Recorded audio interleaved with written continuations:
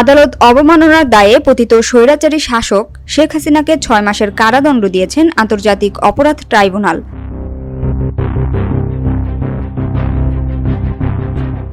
বুধবার দুপুরে এই আদেশ দেন বিচারপতি মোহাম্মদ গোলাম মুর্তজা মজুমদারের নেতৃত্বাধীন ৩ সদস্যের ট্রাইব্যুনাল। আন্তর্জাতিক অপরাধ ট্রাইব্যুনালের কাছে আমরা একটা আবেদন করেছিলাম যে এই ট্রাইব্যুনালে বিচারাধীন আসামি শেখ হাসিনা এবং গাইবান্ধা জেলার আওয়ামী লীগের নেতা শাকিল আকন্দ বুলবুলের মধ্যে একটা টেলিফোন কনভারসেশন। এছাড়া একই মামলায় গাইবান্ধার গোবিন্দগঞ্জের শাকিল আকন্দ বুলবুলকে ২ মাসের কারাদণ্ডাদেশ দেওয়া হয়েছে। ফলে পালিয়ে যাওয়ার পর প্রথমবার সাজাপ্রাপ্ত হলেন শেখ হাসিনা ও শাকিল আকন্দ।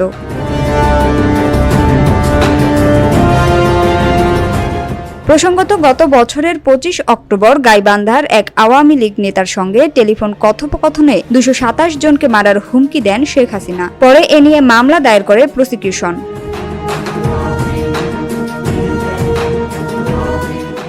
আজ এ বিষয়ে ট্রাইব্যুনাল ১-এ পলাতক শেখ হাসিনা সহ ২ জনের বিরুদ্ধে আদালত অবমাননার শুনানি হয়। ফাঁস হওয়া অডিও শোনেন ট্রাইব্যুনাল। ২২৭ জনকে মারার লাইসেন্স পেয়েছি। শেখ হাসিনার এ বক্তব্য বিচার ব্যবস্থার প্রতি হুমকির বিষয়টি প্রমাণিত হওয়ায় তাকে ৬ মাসের কারাদণ্ড দেয়া হয়।